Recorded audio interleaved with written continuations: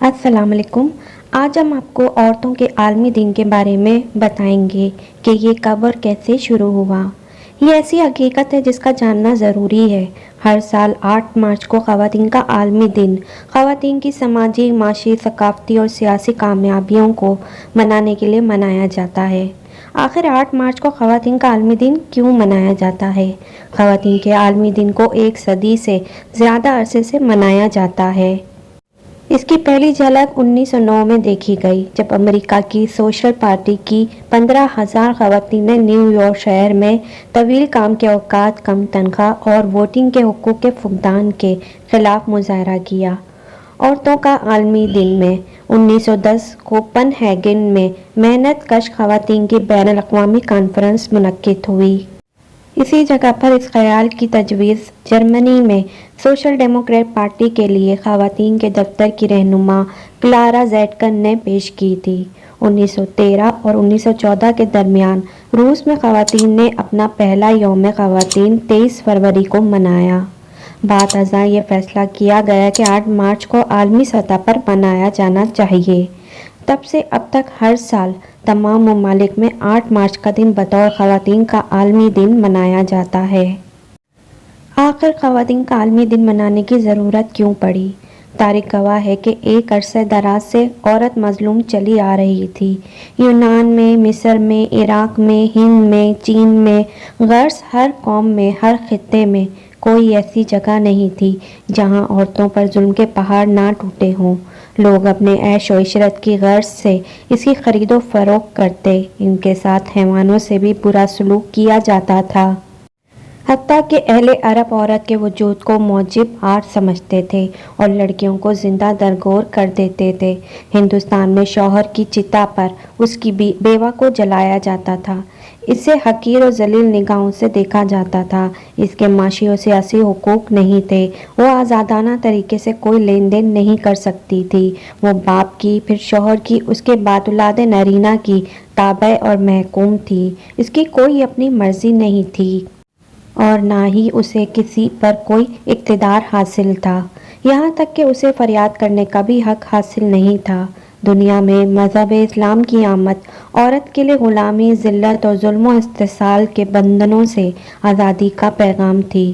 اسلام نے خواتین کو اتنے حقوق دیے ہیں جو شاید ہی دنیا کے کسی اور مذہب میں دیے گئے ہوں۔ مرد عورت کے لیے اللہ تعالیٰ کے اجر کا استحقاق برابر قرار پایا۔ ان دونوں میں سے کوئی عمل کرے گا اسے پوری اور برابر جزا ملے گی۔ اب سوال یہ پیدا ہوتا ہے کہ کیا مسلم عورتوں کو بھی خواتین کا بھی عالمی دن منانا چاہیے؟ تو میرے خیال سے بالکل بھی نہیں۔ ہمیں ہمارے حقوق الحمدللہ سے اسلام نے دے دیے ہیں، تو کیا ہمیں ضرورت ہے کہ ہم سب عالمی دن منائیں؟ جب ہمارے پیارے نبی صلی اللہ علیہ وآلہ وسلم نے ہمیں اور ہمارے اللہ نے ہم عورتوں کو مکمل حقوق دے دیے ہیں تو ہمیں کیا ضرورت ہے کہ ہم عورتیں عالمی دن منائیں؟ خدا تعالیٰ نے کس قدر خوبصورتی سے مردوں اور عورتوں کو ایک دوسرے کی عزت و عصمت کے بارے میں حکم فرما دیا۔ اسلام نے قانون کے نفاذ میں بھی عورت کے حق کو مستحضر کر رکھا۔ خلفائے راشدین کا طرز عمل ایسے اقدامات پر مشتمل تھا جن سے نہ صرف عورت کے حق عصمت کو مجروح کرنے والے عوامل کا تدارک ہوا بلکہ عورت کی عصمت و عفت کا تحفظ بھی یقینی ہوا۔ مگر انتہائی افسوس سے کہنا پڑ رہا ہے کہ آج کے پاکستان کے اسلامی معاشرے میں کیا کچھ ہو رہا ہے اور ہم سب کو کیا کچھ دیکھنا پڑ رہا ہے۔ ادھر 2 گروپ بنے ہوئے ہیں، ایک عورت مارچ کے نام سے جانا جاتا ہے اور ایک حیا مارچ کے نام سے جانا جاتا ہے۔ بدقسمتی سے دونوں گروہ ایک دوسرے کو برا کہنے میں مصروف عمل ہیں۔ کبھی سڑکوں پر ایک دوسرے کے خلاف نظر آتے ہیں اور کبھی میڈیا چینلز پر گالم گلوچ کرتے نظر آتے ہیں۔ رہی صحیح کثرت سوشل میڈیا پر پوری ہو جاتی ہے اور حقیقی طور پر خدا اور اسلام نے جو بنیادی اور مساوی حقوق خواتین کو دیے ہیں وہ سب کچھ نظر انداز کر دیے گئے ہیں، اور پھر دونوں ہی کس لیے نکلے ہوئے ہیں؟ صرف عورت کے حقوق کے لیے۔ اب سوال یہ پیدا ہوتا ہے کہ اگر یہ دونوں گروہ اگر عورت کے حقوق کے لیے نکلے ہیں تو پھر آپس میں کیوں لڑ رہے ہیں؟ تو اس کا جواب سمپل ہے، یہ دونوں گروہ عورتوں کے حقوق کے نام پر آزادی چاہتے ہیں۔ کیا ہمارا اسلام ہمارے لیے مکمل نہیں ہے؟ بالکل، ہمارا اسلام ہمارے لیے مکمل ہے۔ تو کیا صحیح ہے کہ ہم عورتوں کے حقوق کے لیے باہر نکل کر لوگوں سے اپنے حقوق مانگیں؟ الحمدللہ سے ہمارے اسلام نے عورتوں کے حقوق پہلے ہی دے دیے ہیں، تو ہمیں کسی اور سے اپنے حقوق مانگنے کی ضرورت نہیں ہے۔ لیکن یہ دونوں گرو ایک دوسرے پر کیچڑ اچھالنے میں مصروف ہیں۔ مرد عورت کو گالی دیتا ہے اور عورت مرد کو وحشی تصور کرتی ہے۔ کوئی بھی اپنے گریبان میں نہیں دیکھتا۔ ایک مشہور پنجابی بول کا مفہوم ہے کہ پانی کو گندا کہنے سے پہلے اپنے ہاتھ کی میل کو دیکھ لینا چاہیے۔ اگر مرد اور عورت ایک دوسرے کے حقوق کا خیال رکھیں اور اگر کوئی ایک کچھ غلط کرتا ہے تو صبر یا درگزر کر کے آگے چلنے کی کوشش کی جائے تو ایک بہترین معاشرہ بن سکتا ہے۔ آئیں ہم مرد اور عورت آج سے اس بات کا عہد کرتے ہیں کہ ہم اس معاشرے میں رہنے والی تمام خواتین کو سماجی، معاشی، ثقافتی اور سیاسی طور پر مردوں کے شانہ بشانہ مقام دینے کے لیے جدوجہد کریں گے اور ان کی حوصلہ افزائی کریں گے تاکہ ایک مثالی معاشرے کی بنیاد رکھی جا سکے۔ سب سے پہلے ہمیں خود کو بدلنا ہوگا، پھر معاشرہ بدلے گا۔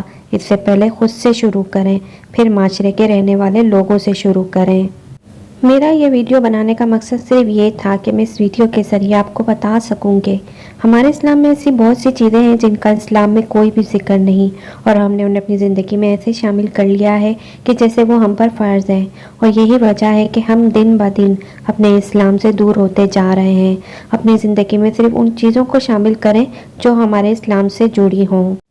ہر چیز کا، ہر بات کا جواب ہمارے قرآن پاک میں ہے۔ ہمیں چاہیے کہ ہم ڈیلی قرآن پاک کو پڑھیں اور اسے سمجھیں اور اپنی زندگی کو آسان بنائیں۔ کمنٹ باکس میں اپنی رائے کا اظہار ضرور کیجیے گا، اس سے ہمیں پتہ چلتا ہے کہ آپ کو ہماری ویڈیو کیسی لگتی ہے۔ اپنا خیال رکھیے گا۔ اللہ حافظ۔